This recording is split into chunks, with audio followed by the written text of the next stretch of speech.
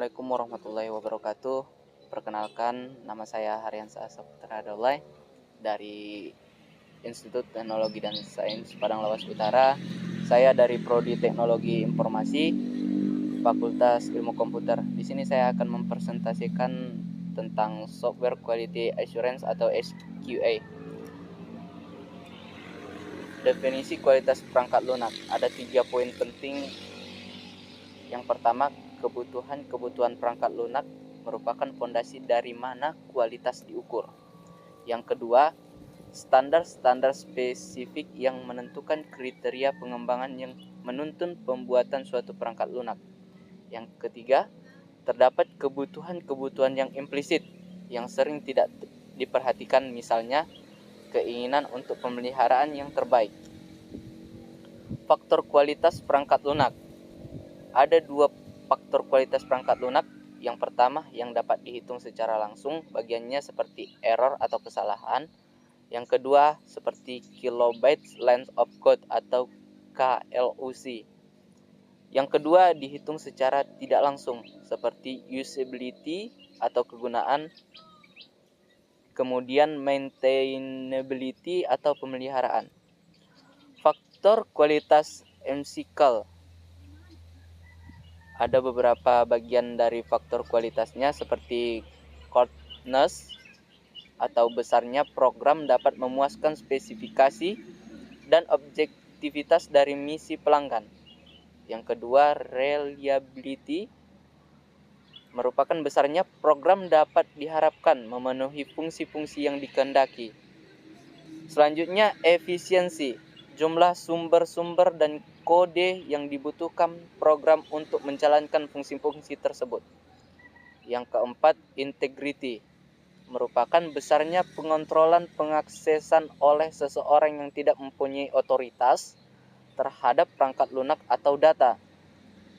Selanjutnya, usability, effort atau usaha yang dibutuhkan untuk mempelajari, mengoperasikan, menyiapkan input dan menginterpretasikan output program. Selanjutnya, faktor kualitas lanjutan yaitu maintainability merupakan usaha yang dibutuhkan untuk menempatkan dan menetapkan suatu kesalahan pada program. Kemudian flexibility merupakan usaha yang dibutuhkan untuk memodifikasi program yang dioperasikan.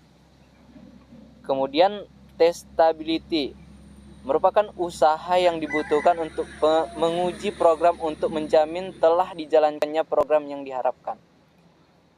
Selanjutnya, portability, usaha yang dibutuhkan untuk mentransfer program dari lingkungan sistem per perangkat lunak dan untuk mentransfer program dari lingkungan sistem per perangkat lunak dan per perangkat keras ke lingkungan lain. Kemudian reusability merupakan besarnya program dapat digunakan oleh aplikasi lain. Selanjutnya, interoperability merupakan usaha yang dibutuhkan untuk memasangkan satu sistem dengan yang lain. Selanjutnya, pengukuran kualitas perangkat lunak. Pengukuran ini dapat diukur dari auditability atau merupakan mudah untuk dicek mengenai konfirmasi standar. Selanjutnya, akurasi, presisi komputer dan pengkontrolan. Kemudian communication commonality, derajat penggunaan interface, protokol dan bandwidth yang standar. Completeness merupakan derajat pencapaian implementasi full dari fungsi-fungsi yang dibutuhkan. Selanjutnya, consistent, kepadatan program dalam length of code. Kemudian, konsistensi, penggunaan teknik dokumentasi dan perancangan yang seragam. Selanjutnya, data commonality, penggunaan struktur dan tipe data standar error tolerance, akibat yang timbul pada saat program menemui masalah. Selanjutnya, pengukuran kualitas perangkat lunak lanjutan. Action efficiency, kinerja waktu eksekusi pada program. Kemudian expedibility, derajat di mana perancangan terprosedur, data dan arsitektur dapat diperluas. Kemudian generality, kelonggaran aplikasi dari komponen program. Kemudian hardware independence, derajat di mana perangkat lunak dipisahkan dari perangkat keras atau yang mengoperasikannya. Instrumentation merupakan derajat di mana program memonitor operasinya sendiri dan mengidentifikasikan kesalahan-kesalahan yang timbul. Kemudian modularity, kemandirian fungsional dari komponen program. Selanjutnya operability, kemudahan pengoperasian program. Selanjutnya security, ketersediaan mekanisme yang mengontrol atau memproteksi program dan data. Assalamualaikum warahmatullahi wabarakatuh. Perkenalkan, nama saya Selamat Riyadi Siregar dari Institut Teknologi dan Sains Padang Lawas Utara, Program Studi Teknologi Informasi, Fakultas Ilmu Komputer. Sebelumnya saya akan melanjutkan pembahasan yang telah dipaparkan oleh teman saya sebelumnya mengenai SQA. Oke, untuk pengukuran kualitas perangkat lunak lanjutan, yaitu self documentation, derajat di mana source code menyediakan dokumentasi yang berarti. Simplicity, derajat di mana program dapat dimengerti dengan mudah. Software system independent, derajat di mana program berdiri sendiri dari fitur BHS pemrograman, karakteristik sistem, pengoperasian, dan batasan lainnya yang tidak terstandar. Traceability, kemampuan untuk menelusuri representasi perancangan atau komponen program aktual kembali ke kebutuhan. Training, derajat di mana perangkat lunak dapat membantu pengguna yang baru dalam pengaplikasian sistem. Lanjut, biaya kualitas perangkat lunak. Semua biaya untuk mengejar kualitas atau untuk menampilkan kualitas yang berhubungan dengan aktivitas, yaitu biaya pencegahan, perencanaan kualitas, review teknis formal, perlengkapan pengujian pelatihan. Untuk biaya kualitas perangkat lanjutan, biaya penilaian meliputi aktivitas memperoleh wawasan mengenai kondisi produksi pertama kali pada masing-masing proses, meliputi inspeksi in-proses dan inter-proses, pemeliharaan dan kalibrasi peralatan, pengujian. Biaya kegagalan adalah biaya yang akan hilang bila tidak ada cacat yang muncul sebelum produk disampaikan kepada pelanggan. Biaya kualitas perangkat lunak lanjutan. Untuk biaya kegagalan internal adalah biaya yang diadakan bila tidak mendeteksi kesalahan dalam produk sebelum produk dipasarkan, meliputi pengerjaan kembali, perbaikan, analisis mode kegagalan.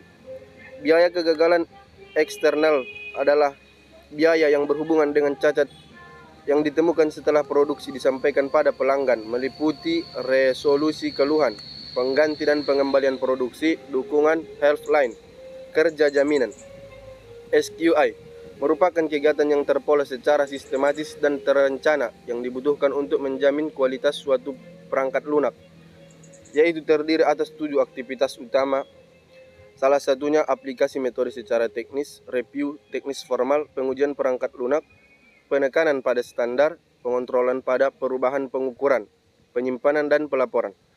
SQA lanjutan. SQA dimulai dengan sekumpulan alat dan metode teknis yang membantu analis untuk mendapatkan spesifikasi yang berkualitas tinggi dan bagi perancang untuk merancang dengan kualitas tinggi. Setelah spesifikasi dan desain dibuat, ditetapkan kualitasnya dengan melakukan review teknis formal.